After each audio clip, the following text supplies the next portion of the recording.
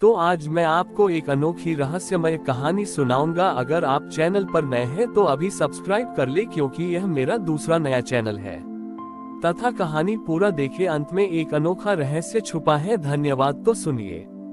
वृंदावन के पास एक छोटा सा गांव था, जहां रुक्मिणी नाम की एक गरीब लेकिन बहुत ही दयालु महिला रहती थी। वह बचपन से ही भगवान कृष्ण और देवी राधा की भक्ति में लीन रहती थी। उसके माता पिता नहीं थे और वह अपनी बूढ़ी दादी के साथ जीवन बिताती थी। उसका सपना था कि उसे एक ऐसा पति मिले जो उसकी भक्ति और उसके परिवार को उसी तरह संभाले जैसे भगवान कृष्ण ने गोपियों की रक्षा की थी। गांव में एक अमीर और अहंकारी व्यापारी का बेटा था, जिसका नाम ध्रुव था। ध्रुव अपनी दौलत और शक्ति पर बहुत घमंड करता था। वह रुक्मिणी को पसंद करता था, लेकिन उसके मन में रुक्मिणी के प्रति प्रेम नहीं, बल्कि उसे पाने का अहंकार था। एक दिन उसने रुक्मिणी के सामने विवाह का प्रस्ताव रखा।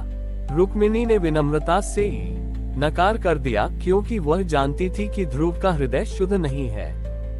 ध्रुव को ये सुनकर बहुत गुस्सा आया। उसने रुक्मिणी को परेशान करना शुरू कर दिया। रुक्मिणी और उसकी दादी की जिंदगी मुश्किल हो गई। ऐसे समय में रुक्मिणी की सहेलियां उसके पास आईं। उन्होंने उसे हिम्मत दी और कहा कि वह हरितालिका तीज का व्रत रख। भाद्रपद मास की शुक्ल पक्ष की तृतीया को जब हरितालिका तीज का पर्व आया, तो रुक्मिणी अपनी सहेलियों के साथ गांव से दूर एक प्राचीन मंदिर में गई। यह मंदिर एक पहाड़ी पर था, जहां बहुत कम लोग आते थे। मंदिर के पुजारी ने उन्हें समझाया कि यह व्रत केवल विवाह के लिए नहीं, बल्कि मन की शुद्धि और सच्ची इच्छा को पूरा करने के लिए भी है। रुक्मिणी ने पूरी रात निराहार और निर्जल रहकर भगवान शिव और माता पार्वती की पूजा की। उसने अपनी पीड़ा और ध्रुव के व्यवहार के बारे में भगवान से प्रार्थना की। उसकी सहेलियां भी उसके साथ रहीं और उन्होंने मिलकर भजन गाए। उनकी भक्ति इतनी गहरी थी कि उस पहाड़ी पर एक अद्भुत शांति छा गई। उसी रात गांव में एक भयानक तूफान आया। ध्रुव अपने व्यापार के लिए एक बड़े जलमार्ग से जा रहा था कि उसकी नाव तूफान में फंस गई। वह बहुत घबरा गया और उसे अपनी गलतियों का एहसास हुआ। उसने भगवान से प्रार्थना की और मन ही मन रुक्मिणी से माफी मांगी। सुबह होने पर जब रुक्मिणी अपनी पूजा पूरी कर चुकी थी, तो गांव के कुछ लोग दौड़ते हुए मंदिर आए। उन्होंने बताया कि ध्रुव की नाव डूबने वाली थी, लेकिन अचानक तूफान रुक गया और वह सुरक्षित बच गया। ध्रुव को बचाने वाला एक साधारण नाविक था, जिसने अपनी जान पर खेलकर उसे बचाया। जब ध्रुव गांव लौटा तो वह बदल चुका था। उसने अपनी दौलत का घमंड छोड़ दिया और विनम्रता से रुक्मिणी के घर गया। उसने रुक्मिणी और उसकी दादी से हाथ जोड़कर माफी मांगी। उसने कहा कि वह अब दौलत से नहीं, बल्कि दिल से एक अच्छा इंसान बनकर रुक्मिणी का जीवन साथी बनना चाहता है। रुक्मिणी ने ध्रुव के पश्चाताप को देखा और उसकी सच्चाई को महसूस किया। उसने अपने मन में सोचा कि सच्चा प्यार और सम्मान ही एक रिश्ते की नींव होते हैं। आखिर में रुक्मिणी और ध्रुव का विवाह हुआ।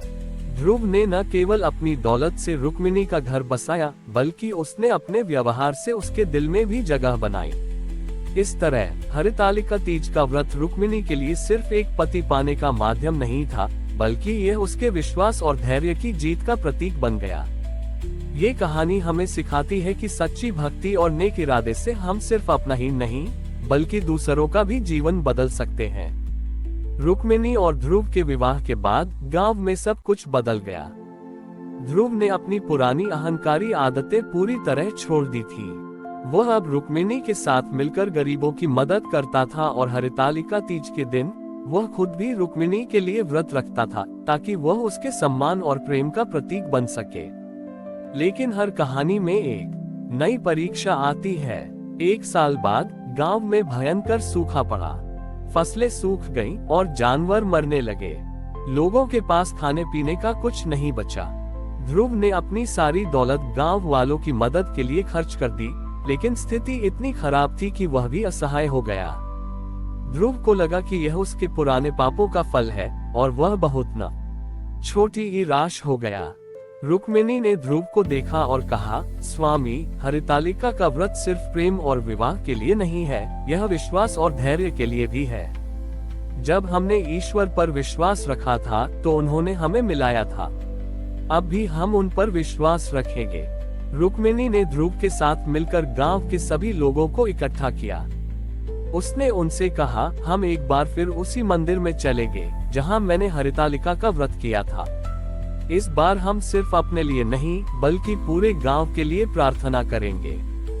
हम भगवान से धन या वर्षा नहीं मांगेंगे, बल्कि हम ये शक्ति मांगेंगे कि हम सब मुश्किल समय में एक दूसरे का साथ दें। गांव के सभी लोग रुक्मिणी की बात मानकर उस पहाड़ी पर गए। वहां उन्होंने मिट्टी से एक बड़ा शिवलिंग और माता पार्वती की मूर्ति बनाई। सभी ने मिलकर एक साथ व्रत किया और पूरी रात प्रार्थना की। उस रात न किसी ने भोजन किया और न किसी ने पानी पिया, लेकिन सबके चेहरे पर एक अद्भुत शांति थी। वे सब एक दूसरे को सहारा दे रहे थे और अपनी पीड़ा साझा कर रहे थे। सुबह होने पर जब सब लोग गांव लौटे तो उन्हें एक सुखद आश्चर्य हुआ। गांव के पास की सूखी नदी में धीरे धीरे पानी आने लगा था। यह पानी किसी बारिश का नहीं बल्कि एक नए झरने का था जो रात में अचानक फूट पड़ा था। गांव वालों की खुशी का ठिकाना न रहा। उन्होंने देखा कि यह केवल एक चमत्कार नहीं बल्कि उनकी एकता और सामूहिक भक्ति का फल था। इस घटना के बाद रुक्मिणी और ध्रुव ने गांव में एक जल संरक्षण केंद्र बनवाया। हरितालिका तीज का व्रत अब केवल एक धार्मिक अनुष्ठान नहीं रहा बल्कि यह गांव के लिए एक वार्षिक पर्व बन गया, जहां लोग एक दूसरे के साथ मिलकर अपनी समस्याओं का समाधान करते थे। रुक्मिणी और ध्रुव ने ये साबित कर दिया कि जब लोग एकजुट होकर किसी अच्छे उद्देश्य के लिए प्रयास करते हैं तो भगवान भी उनकी मदद करते हैं। ये कहानी हमें सिखाती है कि सच्ची भक्ति और एकता से हम किसी भी मुश्किल का सामना कर सकते हैं। गांव में आए सूखे की समस्या तो हल हो गई, लेकिन एक और बड़ी चुनौती सामने आ गई। उस गांव का राजा बहुत ही कठोर और लालची था। जब उसने सुना कि रुक्मिणी और ध्रुव ने अपनी दौलत से गांव की मदद की है तो उसने सोचा कि क्यों न इस दौलत को हड़प लिया जाए। राजा ने ध्रुव को अपने दरबार में बुलाया और उस पर बेईमानी का आरोप लगाया। राजा ने ध्रुव से कहा, तुमने गांव की सारी दौलत अपने पास छिपा रखी है। तुम मुझे वह सारी संपत्ति दो, नहीं तो तुम्हें कारावास में डाल दिया जाएगा। ध्रुव ने विनम्रता से कहा, महाराज, मेरे पास अब कोई दौलत नहीं है। जो कुछ भी था वह मैंने गांव के लोगों की मदद में लगा दिया। लेकिन राजा ने उसकी बात नहीं मानी और उसे कारावास में डाल दिया। ये खबर सुनकर रुक्मिणी बहुत दुखी हुई, लेकिन उसने अपना धैर्य नहीं खोया। उसने सोचा कि अब उसे अपनी भक्ति की परीक्षा देनी होगी। अगले हरितालिका तीज के दिन रुक्मिणी ने फिर से उसी पहाड़ी पर जाने का फैसला किया। इस बार वह अकेली थी क्योंकि वह चाहत बड़ी ही थी कि उसकी भक्ति में कोई दिखावा न हो।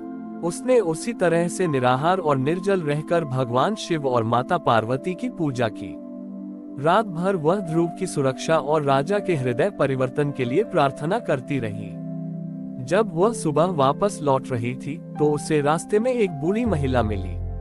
वह महिला बहुत प्यासी थी और पानी मांग रही थी।